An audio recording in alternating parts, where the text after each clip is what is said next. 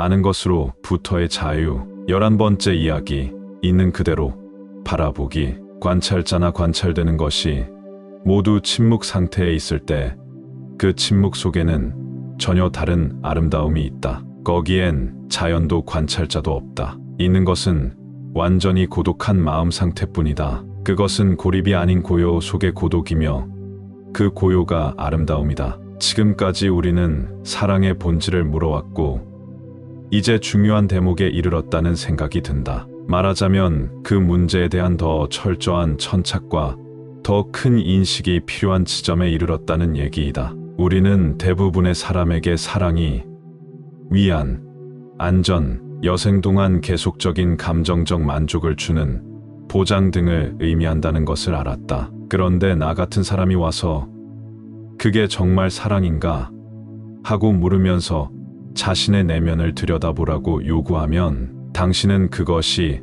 아주 귀찮은 일이기 때문에 보려고 하지 않는다. 그러기보다는 영혼이나 정치 경제 상황에 대해 토론하려고 한다. 그러나 막상 들여다보면 당신은 자신이 항상 사랑이라고 생각했던 것이 전혀 사랑이 아님을 깨달을 것이다. 즉 그것은 상호 만족이며 상호 착취라는 것을 깨달을 것이다. 내가 사랑은 내일도 어제도 갖고 있지 않다라고 말할 때 그 말이 나에게는 정말이지만 당신에게는 그렇지 않다. 당신은 그것을 인용하고 어떤 공식으로 만들 수 있겠지만 그것은 타당성이 없다. 당신은 자신을 위해 그것을 알아야 한다. 그러나 그러기 위해서는 모든 자유, 모든 비난, 모든 판단, 모든 동의와 반대로부터의 자유가 있어야 한다. 보는 것은 인생에서 가장 어려운 일 가운데 하나며 듣는 것도 그렇다.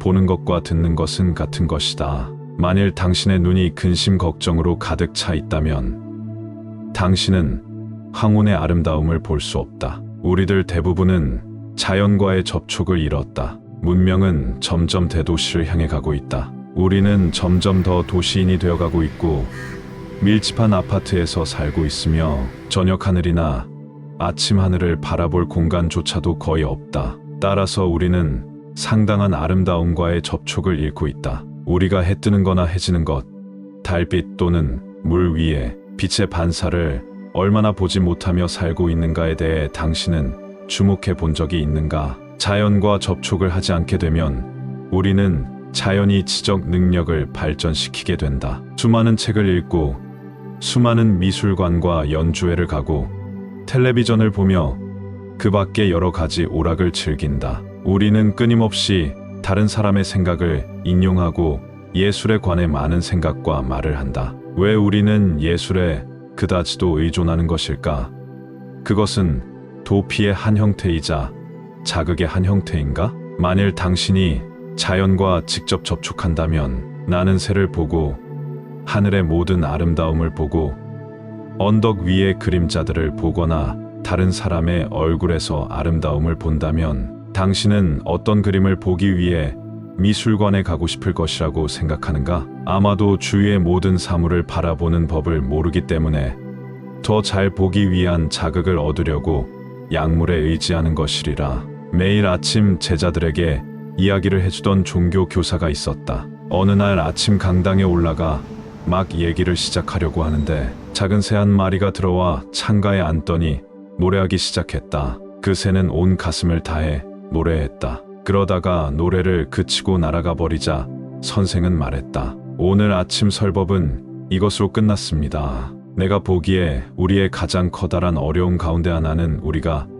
정말로 분명히 보는 일이다. 그것은 바깥 사물뿐만 아니라 내적 삶에 대해서도 그렇다. 우리가 나무나 꽃이나 사람을 본다고 말할 때 우리는 정말 그들을 보는 것일까? 아니면 그 말들이 만들어낸 이미지를 보는 것일까? 즉 당신이 나무를 보거나 어느 날 저녁 빛나는 구름을 보면서 기뻐할 때 당신은 그것을 단지 눈이나 머릿속으로 보는 것이 아니라 정말로 전적으로 보는 것일까? 당신은 가령 나무 같은 객관적 사물을 아무런 연상작용 없이 그것에 관해 당신이 갖고 있는 지식도 없이 아무런 편견이나 판단 없이 그것을 있는 그대로 보지 못하게 하는 어떠한 말도 없이 그것을 본 적이 있는가?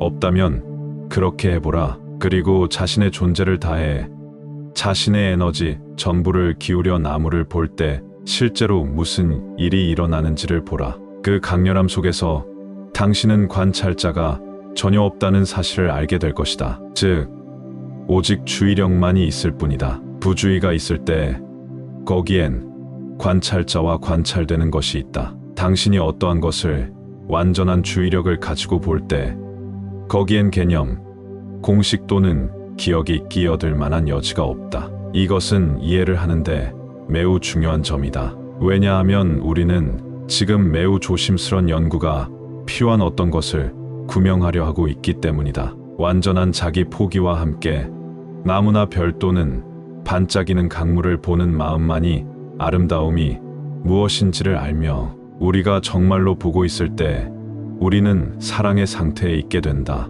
흔히 비교를 통해서 또는 사람들이 짜맞춰 놓은 생각을 통해서 아름다움을 아는데 이것은 우리가 아름다움을 어떤 대상에서 비롯된다고 생각하고 있다는 뜻이다. 내가 어떤 건물을 보고 아름답다고 생각하는 까닭은 내가 건축에 대한 나의 지식과 더불어 그 건물을 그 전에 보아온 다른 건물들과 비교하기 때문이다. 그러나 이제 나는 스스로에게 묻는다. 대상 없는 아름다움이 있을까? 검열관이며 경험자이며 사고자인 관찰자가 있을 때 아름다움은 외적인 어떤 것, 관찰자가 보고 판단하는 어떤 것이기 때문에 거기엔 아름다움이 없다. 그러나 관찰자가 없을 때 이런 상태가 되려면 상당한 정도의 명상과 탐구가 요구되지만 비로소 대상 없는 아름다움이 있다. 아름다움은 관찰자와 관찰되는 것에 전적인 포기가 있을 때 존재하며 자기 포기는 완전한 엄격함이 있을 때에만 가능하다.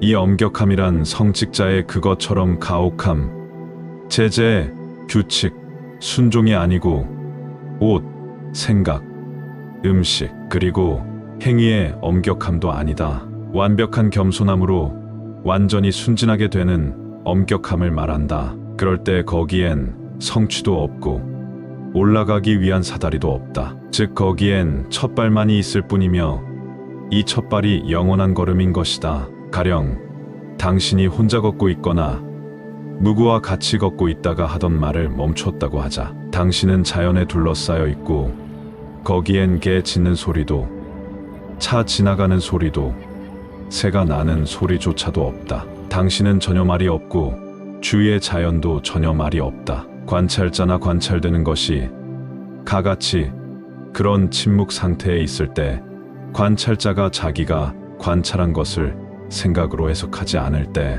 그 침묵 속에는 전혀 다른 아름다움이 있다. 거기엔 자연도 관찰자도 없다. 있는 것은 완전히 고독한 마음 상태뿐이다. 그것은 고립이 아닌 고요 속의 고독이며 그 고요가 아름다움이다. 당신이 사랑할 때 거기 관찰자가 있는가?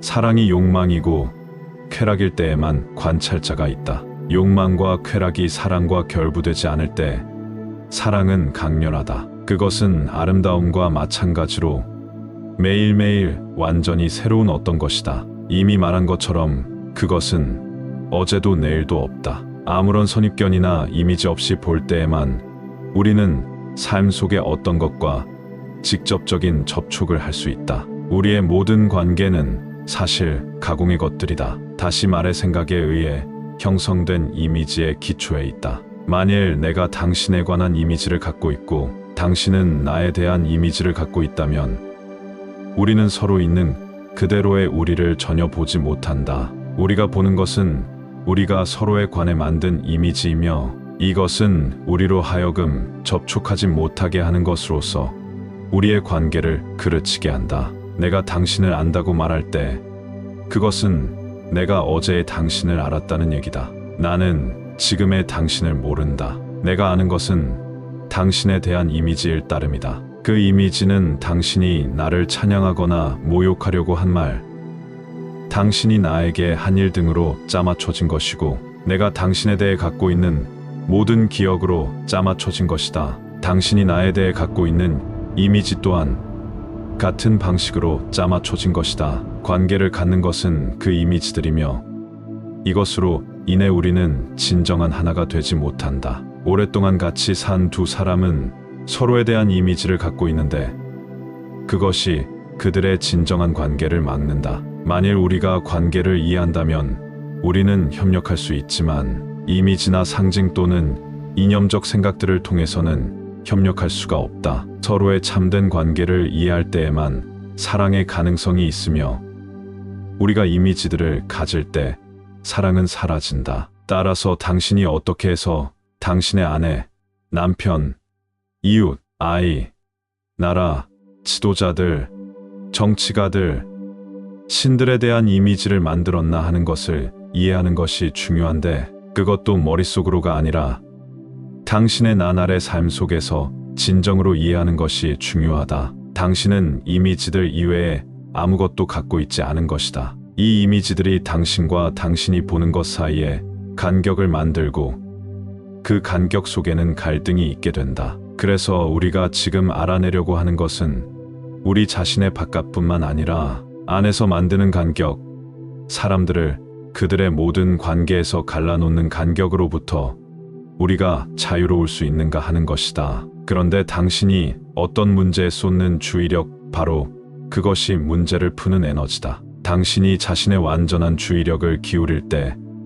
즉 자신의 모든 것을 기울일 때 거기엔 관찰자가 없다. 거기엔 순전한 에너지로서의 주의 상태가 있을 뿐이며 그 순전한 에너지는 총명의 가장 높은 형태다. 그런 마음의 상태는 당연히 완전한 침묵일 것이며 그 침묵, 그 고요, 훈련된 고요가 아니라는 완전한 주의력이 있을 때 찾아온다. 관찰자도 관찰되는 것도 없는 그 완전한 침묵이 종교적 정신의 가장 높은 형태다. 그러나 그런 상태에서 일어난 일을 말로 표현할 수는 없다. 왜냐하면 말로 발설된 것은 사실이 아니기 때문이다. 당신 스스로 발견하려면 당신이 그것에 통달해야 한다. 모든 문제는 그 밖의 다른 모든 문제들과 관련되어 있어서 당신이 한 가지 문제를 완전히 풀 수 있다면 당신은 그 밖의 다른 모든 문제들도 쉽게 풀 수 있다는 것을 알게 될 것이다.